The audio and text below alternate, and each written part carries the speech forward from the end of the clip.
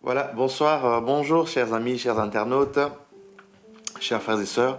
Je suis vraiment dans la joie de pouvoir être avec vous, chez vous, là où vous êtes en ce moment. Tout dépend de l'heure et du moment et toutes mes salutations. J'aimerais vraiment partager un petit sujet que j'avais vraiment à cœur lorsque j'ai médité la parole, puisque le Seigneur nous demande de méditer sa parole jour et nuit, afin qu'il nous parle, parce qu'il nous parle au travers de sa parole, parce qu'il est la parole de Dieu. Et j'aimerais quand même, avant de prendre la parole, euh, lui rendre grâce, parce qu'il nous dit de lui rendre grâce en toutes circonstances, que ce soit dans les bonnes situations, dans les situations difficiles, on doit toujours lui rendre grâce et le remercier pour tous ses bienfaits. Et voilà, j'ai un petit chant que j'aimerais entonner avec vous, offrir le fruit de nos lèvres comme un sacrifice. Voilà. Donc, c'est un chant que j'ai reçu en songe un jour, lors d'un réveil le matin. Je me suis réveillé avec ce chant dans ma bouche et ce sera peut-être la première fois que je vais le partager. Voilà. Ce chant dit ceci. Seigneur, me voici devant toi. Me voici devant toi pour te dire que je t'aime, pour te dire que tu es mon Dieu. Seigneur, me voici devant toi, me voici devant toi, pour te dire que tu es mon Dieu, pour te dire que tu es mon roi. Jésus, me voici devant toi, me voici devant toi, pour te dire que tu es mon roi, pour te dire que tu es mon Dieu, pour te dire que tu m'as sauvé, pour te dire que tu es glorieux. Seigneur, me voici devant toi, me voici devant toi, toi qui m'as racheté, toi qui m'as sauvé. Jésus, ô l'homme de Galilée, me voici près de toi, me voici avec toi, pour te dire tout est bien fait, pour te dire tout est bien fait. Jésus, ô Seigneur de gloire, Dieu Tout-Puissant, je bénis ton nom, je rends grâce à ton Saint-Nom, car tu es merveilleux, tu es glorieux, et tu es bonté, et tu es fidélité, et tu es amour. Voilà, c'était juste un petit chant. J'ai vraiment ressenti au fond de moi que Oh, Dieu de gloire, comment ne pas le louer, comment ne pas le remercier, comment ne pas l'adorer. Voilà. C'est un petit sujet, voilà, que j'aimerais partager avec vous. Ça va peut-être parler à quelqu'un, une personne. Si ça peut parler à une personne, ça fera la gloire du Seigneur. Et vous savez, Dieu a toujours parlé à son peuple dans beaucoup de situations, dans des épreuves, en songe, en vision, et au travers des situations que lui-même a permises pour se révéler à son peuple, pour parler à son peuple, pour l'interpeller afin toujours de revenir à lui. Et si je prends la parole de Dieu ici, nous allons prendre la Bible, si vous avez, sur vos smartphones ou le format papier.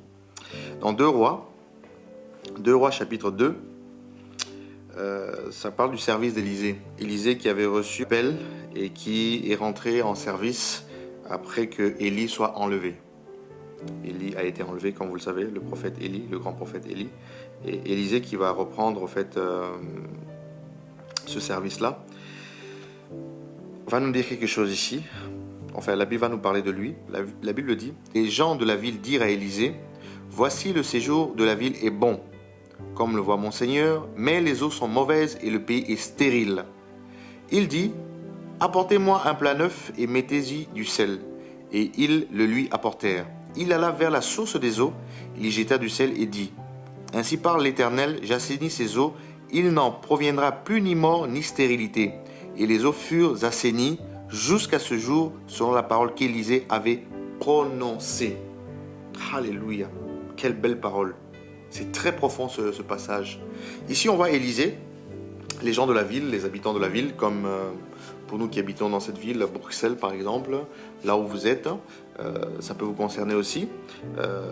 Ces habitants de la ville viennent voir Élisée, qui était un prophète, qui est un homme de Dieu, qui était dans son service. Il vient le consulter pour lui soumettre une situation quand même assez chaotique, difficile, compliquée. Il dit, mais tu vois, mon Seigneur, le séjour de la ville est vraiment bon. Quand tu vois, ça a l'air bon, c'est paisible et toutes ces choses-là, comme tu le vois, mais les eaux sont mauvaises et le pays est stérile. Donc, le pays ne portait plus de fruits, le pays n'apportait plus la vie, il y avait la stérilité totale. Tout était chaotique. Pourquoi? Parce que les eaux étaient mauvaises. C'est vrai que l'eau nous parle de beaucoup de choses. Ça peut nous parler du monde, ça peut nous parler aussi de la parole de Dieu, l'eau de vie. Mais on dit ici que dans cette ville-là, dans cette contrée ici, les eaux étaient mauvaises. Le pays était stérile.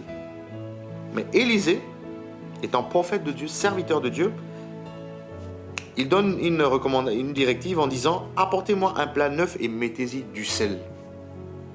Quand on veut restaurer les choses, il faut renouveler. Il parle d'un plat neuf. Et dessus, il dit « Mettez-y du sel ». Et ils le lui apportèrent.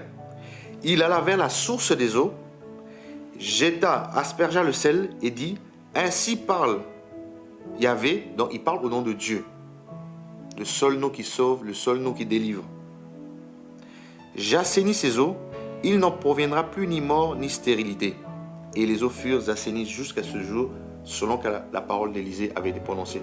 Ça peut arriver dans ta vie, dans ton pays, dans ta ville, dans ta famille, que les choses paraissent bien, dans une belle apparence, que tu aies une belle apparence, que ta ville, dans ta famille, les choses paraissent belles, paraissent bien. Ça peut aussi arriver que dans un pays où l'eau et les eaux deviennent mauvaises, l'image de la parole de Dieu. Et quand les eaux sont mauvaises, automatiquement, il n'y a plus de fertilité. Parce que l'eau, c'est la vie. L'eau, quand elle est sale, elle ne produit plus. Et on voit dans ce cas ici qu'il a fallu que Élisée demande un plat neuf avec du sel.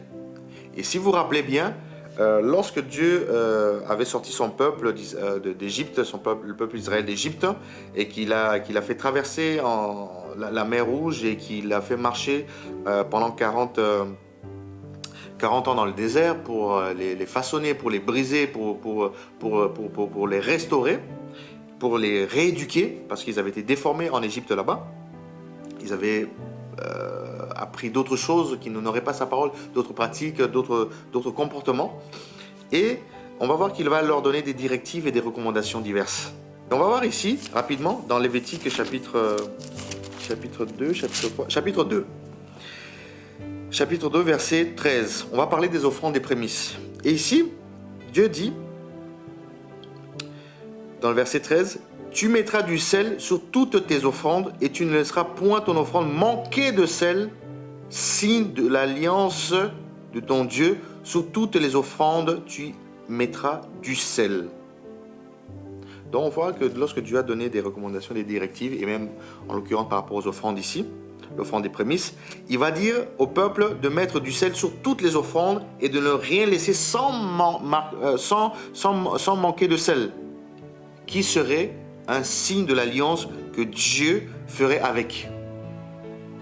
Donc on voit la particularité, la nécessité du sel pour que Dieu fasse alliance avec son peuple par rapport aux offrandes.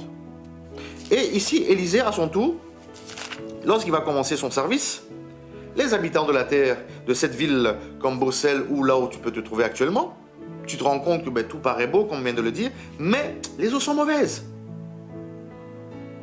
Et Élisée va aller à la source des eaux et il va assainir les eaux.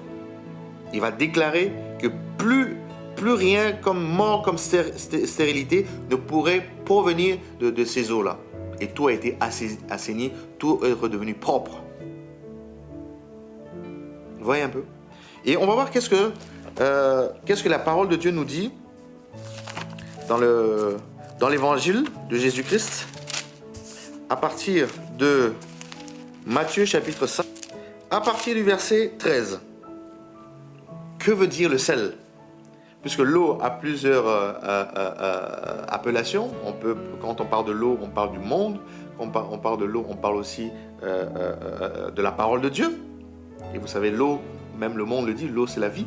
Parce que quand on est sale, on vient d'une journée où on a travaillé, on a été ici et là, on a transpiré. Et quand on revient, on prend une douche, un bain avec de l'eau. Cela nous rafraîchit. L'eau sur nous rafraîchit. Ça enlève toutes les impuretés, toutes les saletés. L'eau est très importante. Et lorsqu'on est assoiffé, lorsqu'il nous manque de l'eau dans le corps, lorsque nous buvons un verre d'eau, cette eau nous rafraîchit. Parce que nous avons été déshydratés. Sans eau, c'est impossible de vivre. Aussi bien sur nous et en nous. Et notre âme aussi a besoin de l'eau. Comme notre corps a besoin d'eau pour se laver, pour boire, pour se nourrir, notre âme aussi a besoin d'eau. Et cette eau est la parole de Dieu. La même parole, la Bible dit, l'homme ne mangera pas seulement que du pain, mais de toute parole qui sort de la bouche de Yahvé. Vous voyez? Donc, ce sont différents types d'appellations, mais qui veulent dire chaque fois quelque chose. Et ici, on va voir dans l'évangile de Matthieu 13, la Bible nous dit, le maître Jésus va nous parler de deux paraboles, du sel de la terre et de la lumière du monde. Mais par rapport au sel de la terre, il va nous dire ceci, dans le verset 13 de Matthieu 5. Vous êtes le sel de la terre. Mais si le sel perd sa saveur, avec quoi la lui rendra-t-on? Il ne sert plus qu'à être jeté dehors et foulé aux pieds par les hommes. Vous êtes la lumière du monde. Une ville située sur une montagne ne peut être cachée. Et on n'allume pas une lampe pour la mettre sous le boisseau, mais on la met sur le chandelier et elle éclaire tous ceux qui sont dans la maison. Que votre lumière luise, brille ainsi devant les hommes, afin qu'ils voient vos bonnes œuvres et qui glorifient votre Père qui est dans les cieux. Oh mais tiens, ce sel dont nous parle le roi là-bas, que Élisée a dû utiliser pour assainir les eaux qui étaient mauvaises, ce sel-là, le maître nous dit, c'est ce que nous sommes censés être pour donner du goût. Regardez un peu quand nos mamans préparent à manger, nos épouses, ou quand nous-mêmes nous essayons de préparer un plat. Si on ne met pas de sel, il n'y a pas de goût. Donc on comprend par cela que le sel est très important comme ingrédient, même pour la nourriture. Lorsqu'on prépare un plat, si on ne met pas du sel, ça n'a pas de goût. Quand on fait une belle sauce, si on ne met pas de sel, il n'y a pas de goût. Même les œufs, les plats les plus simples, même des œufs, même des frites, si on ne met pas de sel, ça n'a pas de goût. Donc on comprend que le sel est très important pour la nourriture, pour un plat qui doit apporter sa saveur, pour apporter son goût. Et ici, Jésus dans sa parabole nous parle du sel que nous sommes censés être. Et en disant que vous êtes le sel de la terre. Mais si le sel perd sa saveur, avec quoi la lui rendra-t-on? Il ne sert qu'à être jeté dehors, foulé aux pieds par les hommes. Vous voyez l'importance d'avoir le sel pour apporter de la saveur, apporter du goût. Si on perd le sel, il n'y a plus de saveur, il n'y a pas de goût. On doit donner du goût. Un enfant de Dieu doit apporter du goût. Un enfant de Dieu doit apporter de la saveur. Pourquoi? Parce qu'il a reçu Jésus-Christ, le Maître, dans son cœur. Et si tu reçois Jésus-Christ, c'est comme la Bible nous dit, on devient une nouvelle création. Si hier, tu n'avais pas de goût parce que tes os étaient mauvaises, tu avais une mauvaise odeur, tu avais un mauvais goût par rapport à tes comportements, par rapport à tes œuvres, par rapport à ta manière de parler, par rapport à ta manière de comporter, par rapport à ta manière de vivre avec les uns les autres, tu es censé apporter du goût maintenant. Et si tu n'apportes pas de goût, il faut demander au donateur par excellence de te régénérer, de te restaurer pour que tu apportes du goût. C'est qu'il y a un problème. Ici, le maître nous fait cette parabole pour nous faire comprendre que nous sommes censés être le sel de la terre, le sel qui apporte le goût. Et si on va encore plus loin dans la parole, vous allez voir ici, Marc chapitre 9, verset 50. Le sel est une bonne chose, mais si le sel devient sans saveur, avec quoi l'assaisonnerez-vous? Ayez du sel en vous-même et soyez en paix les uns avec les autres. C'est très fort ce que Marc vient de dire. Le sel est une bonne chose, Mais si le sel devient sans saveur, avec quoi l'assaisonnerez-vous? Et il dit, ayez du sel en vous-même. C'est une recommandation. C'est un impératif. Il nous dit d'avoir du sel en nous-mêmes. Et soyez en paix les uns avec les autres. Un enfant de Dieu, qui aime Dieu, qui le dit de ses lèvres. Mais si tu perds le sel que tu dois dégager, manifester, c'est que tu n'as plus de saveur, c'est que tu n'as plus de goût. Et tu sers à être foulé aux pieds par les hommes. Mais ce n'est pas ce que le Seigneur veut. Ce n'est pas ce que le Maître veut de toi et de moi. Il veut que nous puissions apporter du goût. Voilà pourquoi ce soir ou en ce jour, il aimerait nous interpeller à ce que nous sachions que nous devons avoir du sel en nous et être en paix avec les uns, avec les autres. Si tu es quelqu'un qui est toujours querelleur, quelqu'un qui est toujours problématique, quelqu'un qui ne sait pas avoir la paix avec Dieu et avec les autres et que tu es toujours problématique avec tout le monde, c'est que tu as perdu ta saveur, tu as perdu ton sel. Et pourtant, la ville, tu peux paraître bien d'apparence, tu peux paraître beau, tu peux donner une bonne impression, mais tu n'as plus de saveur, simplement parce qu'il te manque du sel. Reviens au Créateur, au donateur du sel, pour qu'il te le donne. Parce que si tu perds la paix avec les hommes, pas par rapport au combat, pas par rapport aux persécutions, mais que tu n'as plus la paix avec les hommes, et tu ne veux plus apporter la paix, parce qu'il est le prince de la paix. Il a fait de nous ambassadeurs de Christ pour réconcilier le monde avec lui. Si tu ne perds cela, c'est que tu as perdu quelque chose de précieux, le sel. Fais recours au Seigneur pour avoir le sel, pour donner du goût. C'est très important pour un enfant de Dieu. Parce qu'on peut prêcher, on peut annoncer l'évangile, on peut tout faire. Mais si on perd le sel, cet ingrédient qui a son importance, c'est très important. Sinon le Seigneur n'en aurait pas parlé. Et Marc le dit, et Paul va dire encore quelque chose de très important dans le même sens aux Colossiens. Dans Colossiens chapitre 4. Colossiens chapitre 4. Comme ça on va terminer avec ça. À partir du verset 6. Il dit que votre parole soit toujours accompagnée de grâce, assaisonnée de sel, afin que vous sachiez comment il faut répondre à chacun. Tu vois un peu? Enfant de Dieu, prédicateur. Enfant de Dieu. Enfant du royaume. Héritier du royaume. Héritière du royaume de Dieu. Paul dit que votre parole soit toujours accompagnée de grâce.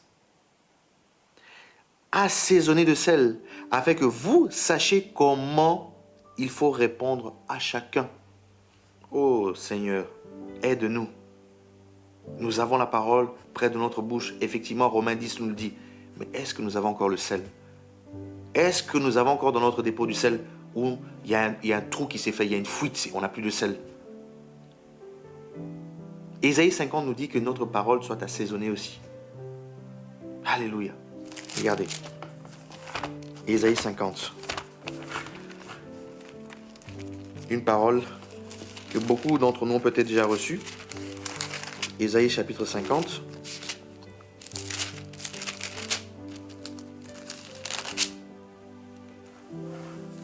Verset 4. Le Seigneur Yahvé m'a donné une langue exercée pour que je sache soutenir par la parole celui qui est abattu. Il éveille chaque matin, il éveille mon oreille pour que j'écoute comment écoutent des disciples. C'est très important. Cette parole du sel. On doit avoir en chacun de nous du sel pour savoir comment répondre à chacun, pour savoir comment soutenir, pour savoir comment fortifier en étant assaisonné de ce sel-là. Sinon, si on n'est pas assaisonné de sel, on deviendra des chrétiens charnels, des chrétiens problématiques, des chrétiens de querelle que Paul dénonce aussi.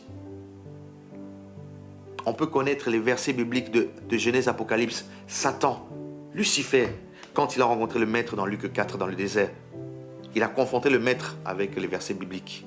Mais heureusement, le maître était la parole de Dieu. Donc il ne pouvait pas la voir. Et le Seigneur l'a refoulé avec la parole de Dieu. L'a chassé avec la parole de Dieu parce qu'il a répondu comme il fallait. Donc les versets, la connaissance ne nous enfle pas d'orgueil. Mais c'est le sel le plus important. Le sel doit apporter de la saveur. Le sel, on doit être assaisonné de sel pour apporter du goût. Moi le premier. Dieu me parle au travers de cette méditation, de cette parole, de ce partage. Parce que c'est lorsque j'ai médité cela que j'ai été interpellé. Je me suis dit, mais non, il faut que je partage ça avec mes frères et sœurs, mes amis. Pour que nous ne puissions pas manquer le but. Parce que Paul dit qu'il assujettit son corps, il traite durement son corps, de peur qu'après avoir prêché aux autres, qu'il soit lui-même disqualifié, qu'il reste. Comme Moïse a été choisi de Dieu, Moïse a fait des grands miracles, des grands prodiges, mais il a vu Canaan par ses jumelles, sa rétine, il a vu ça de loin. Moïse n'est pas rentré. Et pourtant, il a vu. Donc toutes ces choses leur sont arrivées, la Bible nous dit, pour nous servir de leçon. Donc ne tombons pas dans la distraction, ne tombons pas dans le piège. On doit avoir du sel. Et rappelez-vous bien, on a vu dans les Lévitique là-bas que c'était une alliance que Dieu avait fait avec son peuple par rapport aux offrandes. Comme il a fait l'alliance par la circoncision où les enfants d'Israël devaient se circoncire aussi. C'était une alliance que Dieu avait fait avec eux aussi. Voilà. Que Dieu nous garde, que Dieu nous fortifie. Et c'était vraiment ce petit partage que je voulais faire avec vous. Et vraiment persévérant. La marche chrétienne n'est pas facile. Persévérant. Soit obéissant à la parole de Dieu. Faisons tout notre effort. Et quand bien même ça ne va pas, mettons-nous à genoux. Crions à Dieu. Prions au Seigneur. Qui nous change, qui nous fortifie.